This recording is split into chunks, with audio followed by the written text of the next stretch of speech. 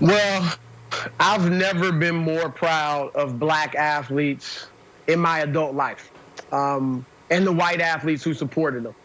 I have longed for the day, looking at the inequalities that face African Americans. I've longed for the day when athletes would use their power and their position on behalf of the masses of black people. And I think that was what was done yesterday. That was what was attempted to be done yesterday. So I have nothing but praise and respect for what these players did.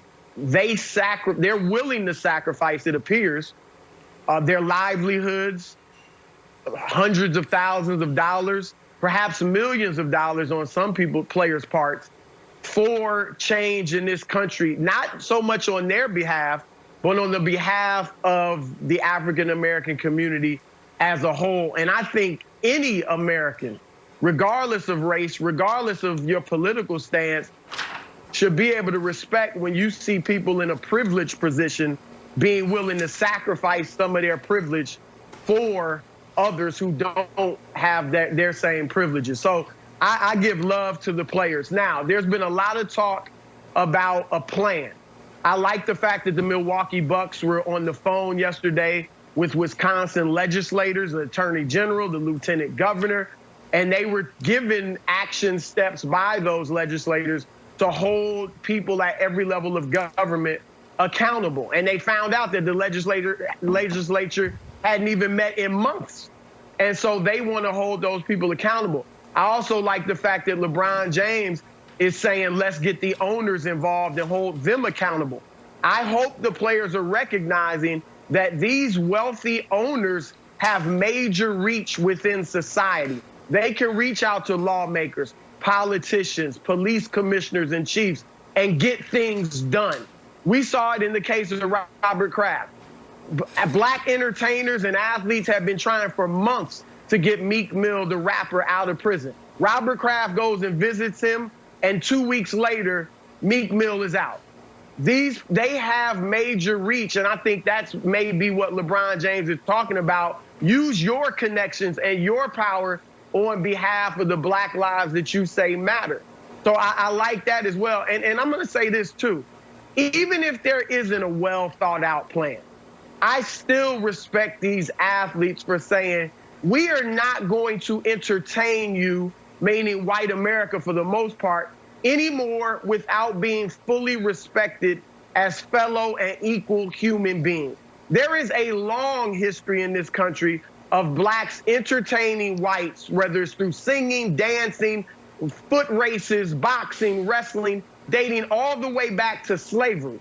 So clearly whites can enjoy African Americans' various talents and gifts and enjoy us entertaining them without respecting us. And I believe that's what these athletes are seeing. They may not be able to put it in the historical terms that I did, but they are saying enough, no more status quo. We will not be entertainers without being respected as human beings. Look, did Muhammad Ali have a plan? No. Muhammad Ali just stood on his convictions. And there were times when even if you don't have a plan, you need to stand up like a man and demand respect on your behalf and behalf of your people. And that's what these athletes are doing. So much respect to them from me. Yeah, Chris, I mean, I can only imagine what these guys are feeling. You know, if you're not in the moment and you're not on that court, it's hard to feel that pressure. Now, I get a sense that some players may feel guilty for playing while black people are being gunned down in the streets by police. I think about just leadership in this moment.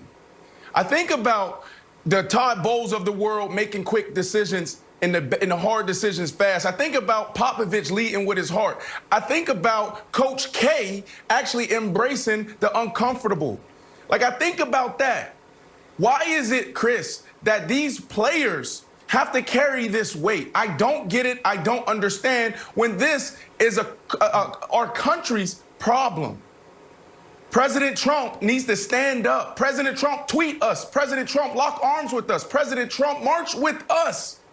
The great leaders in any sport, in any business, in government, in politics stand with the people.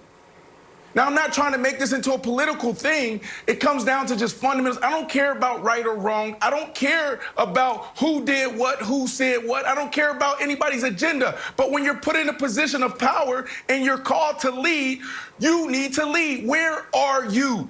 Now, this is a phenomenal job by the NBA players, and you also have to highlight the WNBA players of showing what being responsible with your platform is.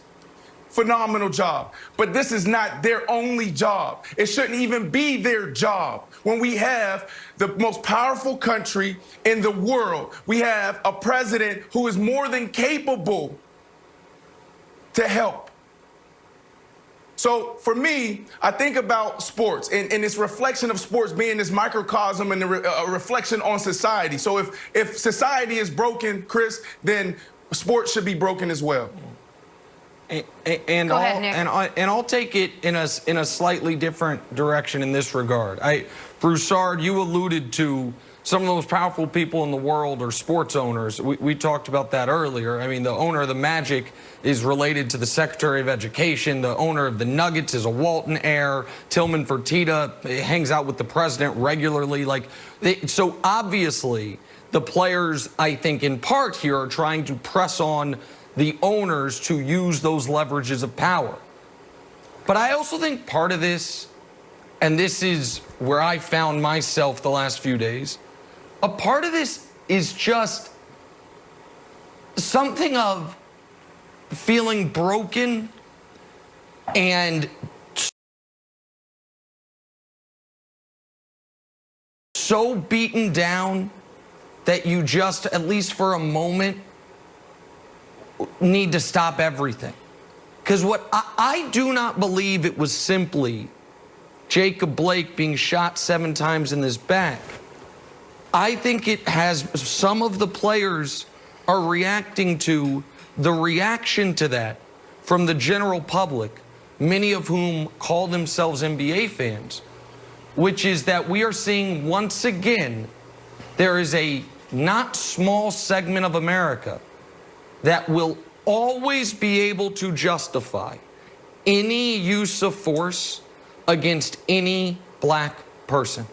Go back when Tamir Rice was carrying a toy gun in an open carry state as a 12-year-old boy.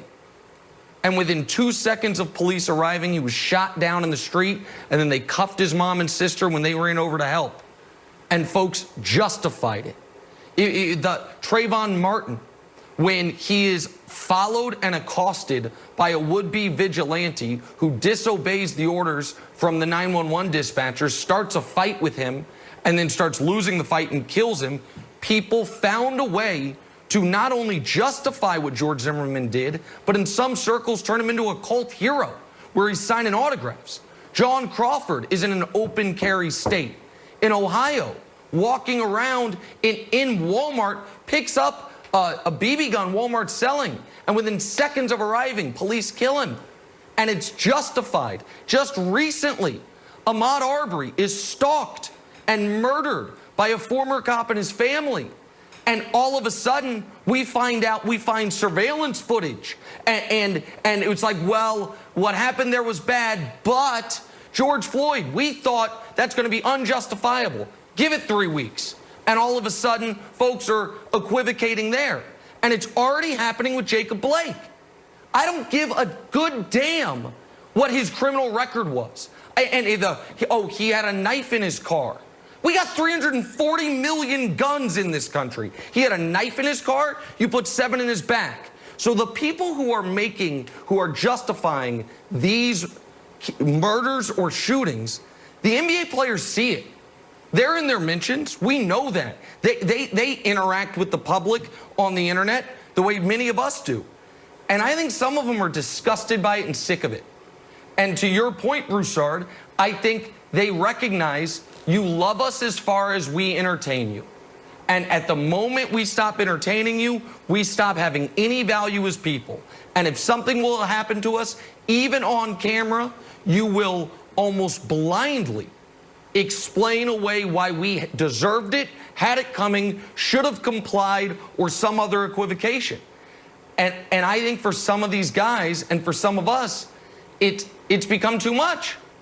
And so I think they are trying to affect change, but I also think that for some guys, it's like, you know what? I can't anymore. That's what I think happened with Kenny Smith last night. I don't think he was trying to affect change at TNT. I think he just said, I can't anymore.